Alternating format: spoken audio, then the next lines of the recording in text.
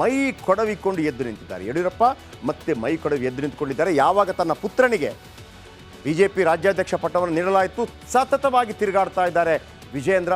ಕರ್ನಾಟಕದಲ್ಲಿ ಮತ್ತೊಮ್ಮೆ ಕಮಲ ಅರಳಿಸಲು ಪಣ ತೊಟ್ಟಿದ್ದಾರೆ ಯಡಿಯೂರಪ್ಪ. ದೆಹಲಿ ನಾಯಕರು ಕೊಟ್ಟ ಪವರ್ನಿಂದಾಗಿ ಮಾಜಿ ಸಿಎಂ ಮನೆ ಮತ್ತೆ ಪವರ್ ಸೆಂಟರ್ ಆಗ್ತಾ ಇದೆ. ಅದರ ಜೊತೆಗೆ ವಿಜಯೇಂದ್ರ ರಾಜ್ಯಾಧ್ಯಕ್ಷ ಆದ ನಂತರ ಬಹುತೇಕ ರಾಜ್ಯದ ಎಲ್ಲ ಜಿಲ್ಲೆಗಳ ಪೈಕಿ 28, 1-2 ಜಿಲ್ಲೆ ಹೊರತುಪಡಿಸಿ ಎಲ್ಲ ಜಿಲ್ಲೆಗಳನ್ನು ಸುತ್ತಾಡಿದ್ದಾರಂತೆ. 7,000 ಕಿಲೋಮೀಟರ್ ಕ್ರಮಿಸಿದ್ದಾರಂತೆ. ಬನ್ನಿ ಇದರ ಬಗ್ಗೆ ಒಂದು ಮಾಹಿತಿ ನಿಮ್ಮ ಮುಂದೆ.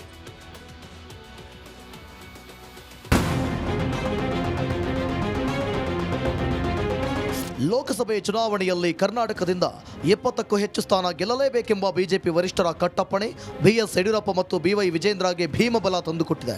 ಸಿಕ್ಕ ಅವಕಾಶವನ್ನೇ ಚಿಮ್ಮು ಹಲಗೆಯಾಗಿ ಮಾಡಿಕೊಂಡಿರೋ ವಿಜಯೇಂದ್ರ ತಮ್ಮ ಶಕ್ತಿ ಹಾಗೂ ಅಪ್ಪನ ಪ್ರಭಾವಳಿ ಬಳಸಿ ಪಕ್ಷ ಸಂಘಟನೆಯನ್ನ ತಮ್ಮ ಬಿಗಿಮುಷ್ಟಿಗೆ ತೆಗೆದುಕೊಂಡಿದ್ದಾರೆ. ಎಲ್ಲವೂ ಅಪ್ಪ ಮಗನ ಮೂಗಿನ ನೇರಕ್ಕೆ ನಡೆಯುವಂತೆ ಮಾಡುತ್ತಿದ್ದಾರೆ. ಇದೀಗ ಯಡಿಯೂರಪ್ಪ ಮನೆ ಮತ್ತೆ ಪವರ್ ಸೆಂಟರ್ ಆಗಿದೆ. ಟಿಕೆಟ್ ಬೇಕಿರುವವರು, ಕಾರ್ಯಕರ್ತರು, ಬೆಂಬಲಿಗರು ಬಿಎಸ್ವೈ ಮನೆಗೆ ಎಡತಾಕುತ್ತಿದ್ದಾರೆ. ಇವತ್ತು ದಾವಣಗೆರೆ ಸಂಸದ ಜಿಎಂ ಸಿದ್ದೇಶ್ವರ್ ಕೂಡ ಯಡಿಯೂರಪ್ಪ ಜೊತೆ ಮಾತುಕತೆ ನಡೆಸಿದ್ರು. ಚಾಮರಾಜನಗರ ಟಿಕೆಟ್ ಮೇಲೆ ಕಣ್ಣಿಟ್ಟಿರೋ ಹರ್ಷವರ್ಧನ್ ಕೂಡ ಬಿಎಸ್ವೈ ಮನೆಗೆ ಬಂದಿದ್ರು. ಸುಧಾಕರ್ ಕೂಡ ಟಿಕೆಟ್ಗೆ ಪಟ್ಟು ಹಿಡಿದಿದ್ದಾರೆ. ಯಾವುದೇ ಲೋಕಸಭಾ ಕ್ಷೇತ್ರ, ರಾಜ್ಯದಲ್ಲಿರ್ತಕ್ಕಂಥ 28 ಲೋಕಸಭಾ ಕ್ಷೇತ್ರಗಳಿಗೆ ಯಾರು ಅಭ್ಯರ್ಥಿ ಆಗಬೇಕು ಅಂತಕ್ಕಂಥದ್ದನ್ನು ನಮ್ಮ ಪಕ್ಷದ ವರಿಷ್ಠರು ತೀರ್ಮಾನ ಮಾಡ್ತಾರೆ. ಮತ್ತೊಮ್ಮೆ ಹೇಳ್ತಾನೆ, ರಾಜ್ಯದ 28 ಲೋಕಸಭಾ ಕ್ಷೇತ್ರದಲ್ಲಿ ಯಾರೇ ಅಭ್ಯರ್ಥಿ ಆಗಬೇಕು ಅಂದರೂ ಸಹ ನಮ್ಮ ಭಾರತೀಯ ಜನತಾ ಪಾರ್ಟಿಯ ವರಿಷ್ಠರು ತೀರ್ಮಾನ ಮಾಡ್ತಾರೆ. ಕಾರ್ಯಕರ್ತರ ಅಭಿಪ್ರಾಯವನ್ನು ಪಡೆದುಕೊಂಡು ಕಾರ್ಯಕರ್ತರ ಅಭಿಪ್ರಾಯದ ಮೇರೆಗೆ ಸೂಕ್ತ ಅಭ್ಯರ್ಥಿನ ಘೋಷಣೆ ಮಾಡ್ತಾರೆ. ಯಡಿಯೂರಪ್ಪರನ್ನ ಕೆಳಗಿಳಿಸಿದಾಗ ರಾಜ್ಯ ಬಿಜೆಪಿಗೆ ಮಂಕು ಬಡಿದಿತ್ತು. ಯಾವಾಗ ವಿಜಯೇಂದ್ರ ರಾಜ್ಯಾಧ್ಯಕ್ಷರಾದರೂ ಎಲ್ಲವೂ ಚೇಂಜ್ ಆಗಿದೆ. ಕೇಸರಿ ಸೇನೆಗೆ ಹೊಸ ಲುಕ್ ಸಿಕ್ಕಿದೆ.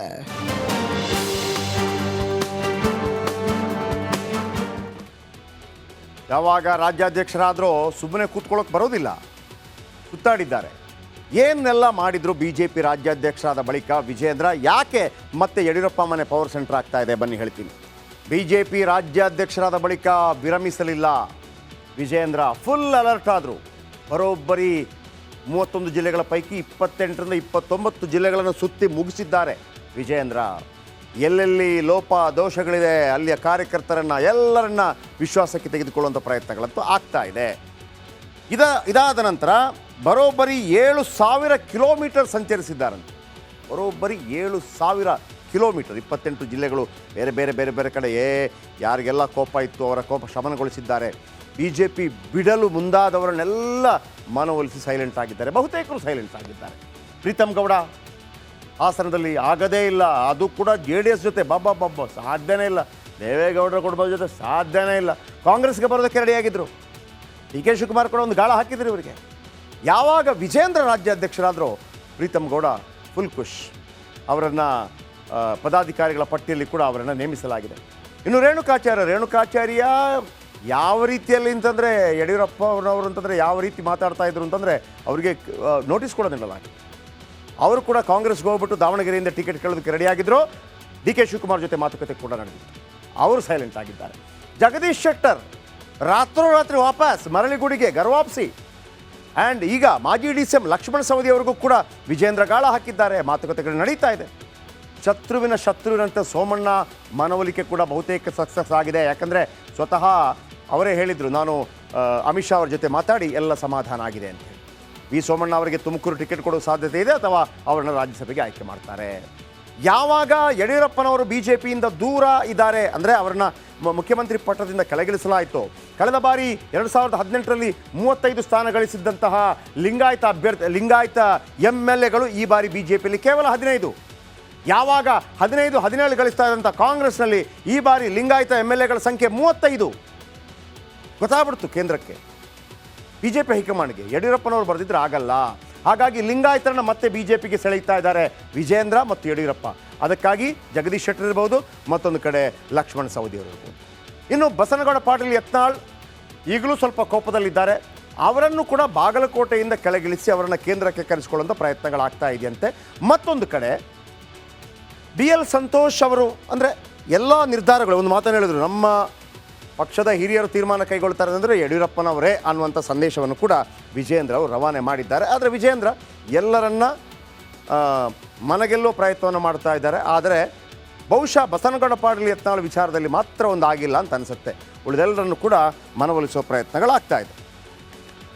ಇನ್ನು ಪಕ್ಷ ತೊರೆದು ಕಾಂಗ್ರೆಸ್ಗೆ ವಲಸೆ ಹೋಗಿದ್ದ ಮಾಜಿ DCM ಹಾಗೂ ಮೈತ್ರಿ ಆಗಿದೆ. ಈ ನಡುವೆ JDSಗೆ ಒಂದು ಕೋಪ ಇರೋದು DK ಬ್ರದರ್ಸ್ಗಳ ಮೇಲೆ. ಹೇಗಾದರೂ ಮಾಡಿ ಅವರನ್ನು ಸೋಲಿಸಬೇಕು. ಯಾಕಂದರೆ ಅವರನ್ನು ತಹಬದಿಗೆ ತರದೇ ಇದ್ದರೆ JDSನ ಪರಂಪರಾನುಗತ ಮತಗಳು ಎಲ್ಲಿ ಬೆಂಗಳೂರು ಗ್ರಾಮಾಂತರದಲ್ಲಿ ಒಂದು ಹೊಸ ಕ್ಯಾಂಡಿಡೇಟ್, ಒಂದು ಹೊಸ ಹೆಸರಿನ ಕ್ಯಾಂಡಿಡೇಟನ್ನು ಕಣಕ್ಕಿಳಿಸಲು ರೆಡಿ ಆಗ್ತಾ ಇದ್ದಾರೆ.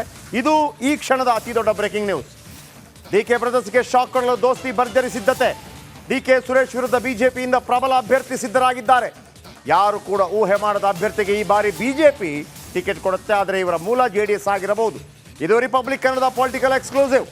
ಲೋಕಸಭಾ ಅಖಾಡಕ್ಕೆ ಎಂಟ್ರಿ ಕೊಡ್ತಾರ ಖ್ಯಾತ ವೈದ್ಯ.